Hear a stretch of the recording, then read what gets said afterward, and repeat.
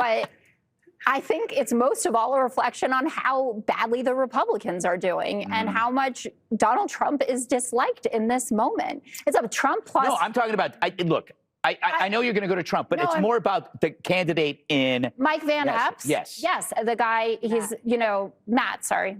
Been on TV all day. Mike Johnson has to fly in to do a rally with him this morning and get Donald Trump on the phone. He won by 22 points. This wasn't like it was close. But what is it? Yes, the what is it about cost of living is up $650 per family from last year. In Nashville? Yes. They don't think that Donald Trump has a plan or the Republicans have a plan to lower their cost of living. From last year. Since Donald Trump has been president, their lives are $650 more expensive. Why is that? Because of his useless tariffs. Is it because gas went up? Manufacturing.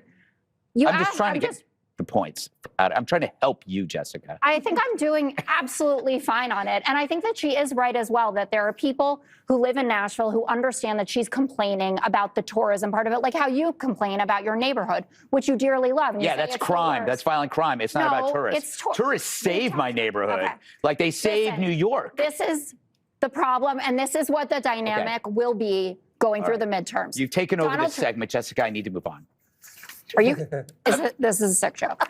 Hi, everybody. Elliott Morgan here, and that was Jessica Tarlov not getting paid enough to sit next to Greg Gutfeld, who is, and it is rare that I get to use this insult, a buffoon.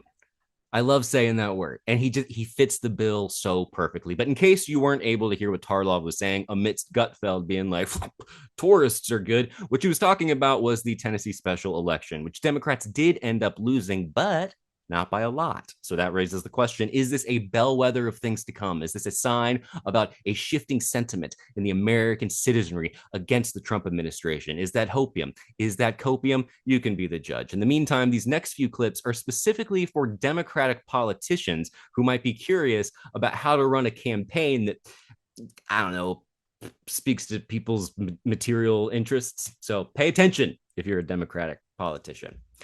For the love of God. I got my start as a healthcare community organizer in the state of Tennessee, fighting to preserve Medicaid and the Affordable Care Act. So as the next congresswoman for the 7th Congressional District, I'll ensure those subsidies remain for the ACA. 2, I'll restore funding for Medicaid, which is a lifeline for so many rural hospitals in the district. And 3, roll back tariffs, which are squeezing and bankrupting Tennessee farmers right now. I'm someone who cannot be bought or sold by special interests. I represent the interests of the constituents of the 7th Congressional District. And as I've said on the campaign, if you are upset about the chaos of Washington and the cost of living, then I'm your candidate. And I don't care who you voted for. I don't care what political party you belong to. I welcome you with open arms. Come to our side and vote for change. Did you catch that, Democratic establishment? Did you see how she didn't call people from the opposing political party deplorables or tell young people that they're stupid? You know, did you see how she made the message both short and memorable? It is neat, right? As a neat idea.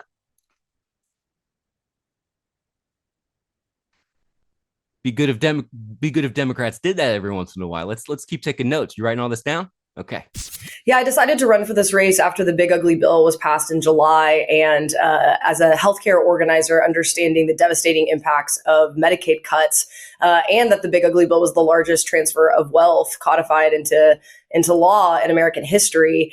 And it's wearing thin. I think voters are waking up and realizing that they're upset with the cost of living. They're upset with the chaos of Washington, and they want change. And so my pitch from the beginning to these voters is, you think things are going well, I'm not your candidate.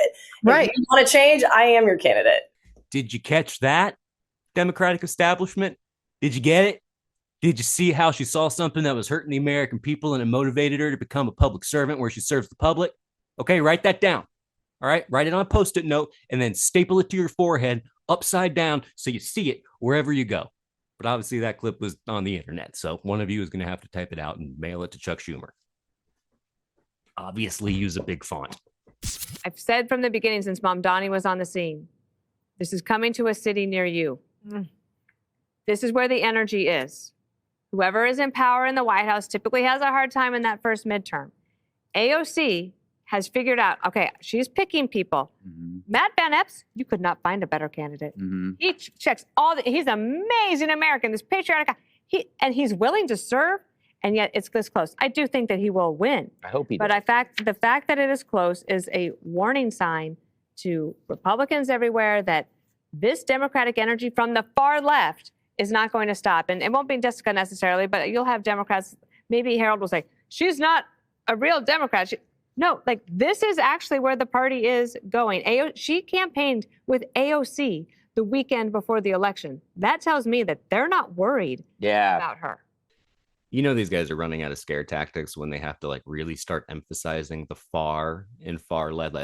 You know, this is far left. You know, this is that implies extremism. You know what I mean? But to be clear, the extremism in this instance was just wanting people to live a more dignified life. And part of living a dignified life is being able to afford things, which, I mean, you know, that's basic necessities, I guess you could say. I'm no political theorist, but I think it has something to do with that. Also, this isn't just a warning for Republicans. This is also a warning for Democrats. Can you see how scared they are of the idea of Democrats not being dead center and doing absolutely nothing? Gee, I wonder if there's another lesson there for you, Democratic establishment. I mean, what would it even be like if Republicans were actually intimidated by Democrats? It might look something like this. What keeps you up at night, and what could Trump, how could he do better at addressing those concerns you have? Well, what keeps me up at night? Losing elections. I mean, honestly, like the biggest danger to momentum is losing the next election. If they win, they will impeach the president again.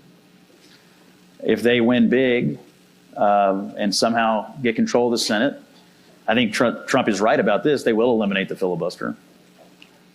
If they were to win in 26 and 28, they will pack the courts. They will make D.C. and Puerto Rico states. They will do a lot of terrible things in a very, very short period of time. So what keeps me up at night is our political future. We have a lot of good things going. Okay, I can't name any off the top of my head, but there's a lot going on. Plus, you can't have the Democrats. I mean, that's just absolutely terrifying. They're going to do all these terrible things, like, you know, maybe impeach Donald Trump for breaking the law. They'd be like the party of law and order, if you think about it. Or maybe they'll try to like pack the court so it's not run for the next several decades by one particular party, which would make it like more democratic, I guess. And I don't know, maybe one day they'll even try to give people free and affordable health care, regardless of their employment status, almost like it's some sort of a human right. You know what? I'm actually all for the Democratic Party doing all those terrible things. In fact, I would settle for them doing anything.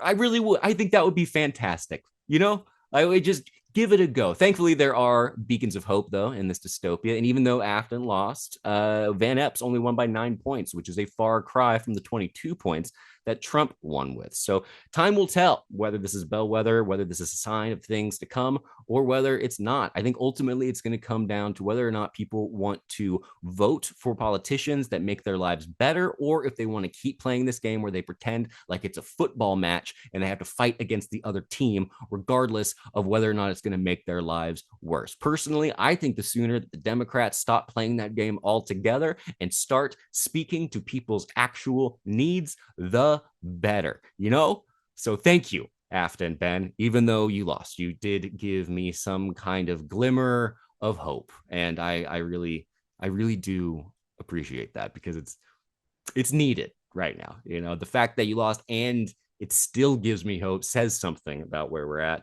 I just don't know how to word it in a way.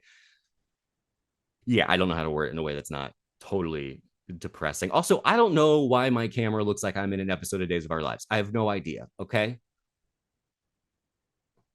Not my area of expertise.